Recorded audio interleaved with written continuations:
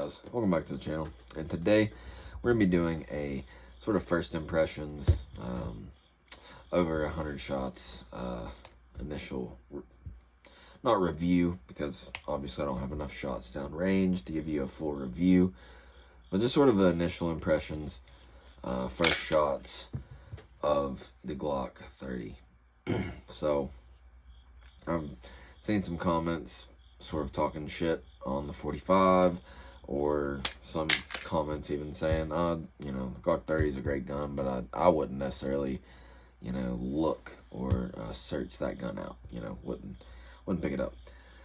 And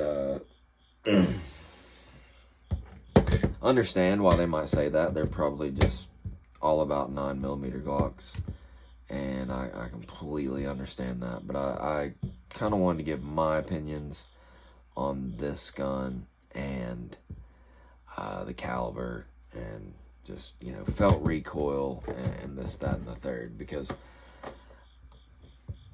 next time I go to the range, we're going to put a lot more down range of this guy, but putting 100 rounds through it, I got a pretty good idea of the gun itself. So, as you can see, for YouTube purposes, it is clear. YouTube, the gun cannot shoot you through the camera. So, first off, let's go over the size of this gun. I think that is one thing that is talked about, and people look at it and go, oh, it's the same size as a Glock 19. It almost is. It's a little shorter barrel length. This is a 3.8 inch barrel. It is 1.38 inches thick, and height is a little shorter than a Glock 19. And so, as you can see, a Glock 19, because the mag does not sit flush and sticks out just a hair, it's going to stick out just a little bit depending on your hand size, but you kind of catch my drift. This, due to, you know, without the magazine, you're going to see they do make 9-round magazines, so you could even make this more concealable, but this is not the size of a Glock 19. It's close, but it's not the size of a Glock 19. It is essentially your only 45 counterpart for a Glock 19, because they do not make an exact compact. This is in between a subcompact and compact. So, talking about that first, but let's go ahead and really get into the shooting experience. I did shoot some 9mm today. I didn't shoot a lot of 9mm today. I shot this and the 40, the Glock 23, which will, I have more experience shooting 40 than I do Glocks and 45. So, I'll be able to tell you a little more about the 23, possibly. I'll go ahead and give you a hint. It's the recoil is exaggerated, especially in these Gen 5s. The Gen 5s handle the recoil of the 40 so well. Like, I almost think it recoiled less than a lot of my 9mm. And I feel like you can't compare the recoil of 40 and 9mm. I feel like the recoil of 40 just feels different. It's a different feeling, but almost I felt like I could track a little quicker and get on target a little quicker for some reason with the 40. I don't know, man. I enjoy the recoil impulse of 40, but, well, like I said, we'll get into a video of that, we'll get into that in another video. But as far as the recoil impulse goes on this one, I've read and seen where people state that, let's see if I can fix it. Let's see. Okay. Where 45 recoil, I saw someone said recoils less than their Glock 19 and 9mm or their 40 cals. No, it's not less recoil. Nowhere near across the board. I will say, like I said in the 40, this compared to the 40 is a different type of recoil. And I don't know how to explain it unless you just shoot them like next to each other. This is like a thump, and the 40 is like a snap. That's the way I put it into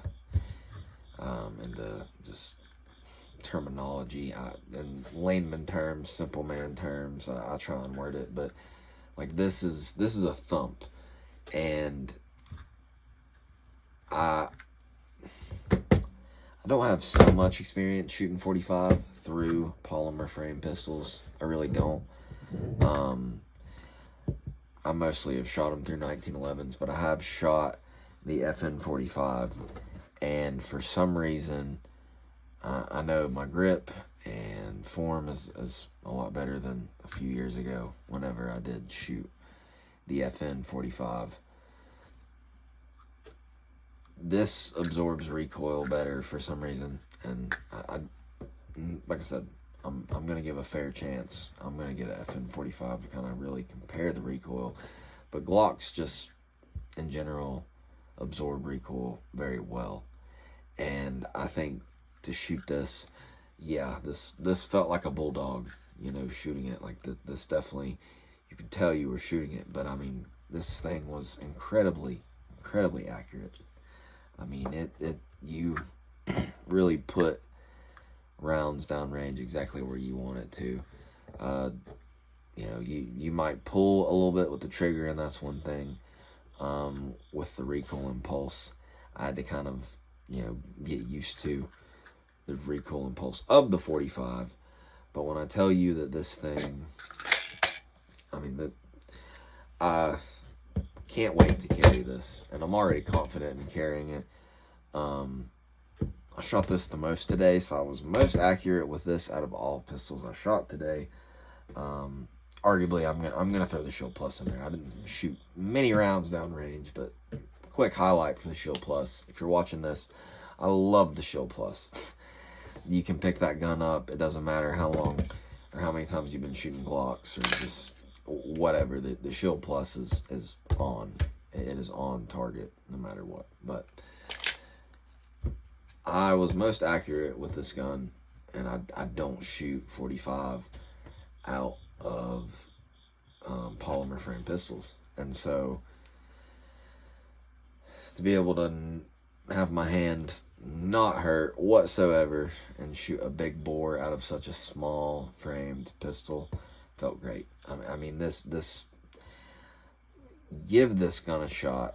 I want to say that a lot of people just don't want to give this or the 29 a shot. Give them a shot. They shoot great, especially the Gen 5s. I don't know about the 29 Gen 5. I haven't shot it yet. I didn't hate the Gen 4 29 I shot, so I can only imagine that the Gen 5 is even better.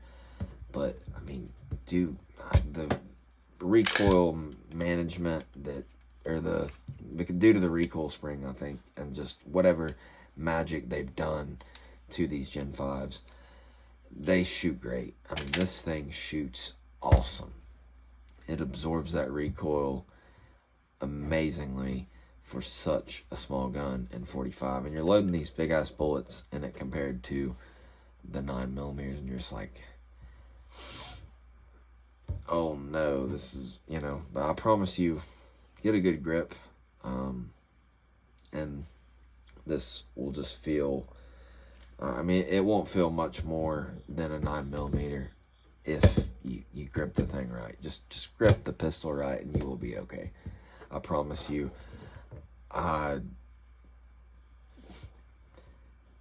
Getting follow-up shots following the reset on this guy, which I'll show you the trigger.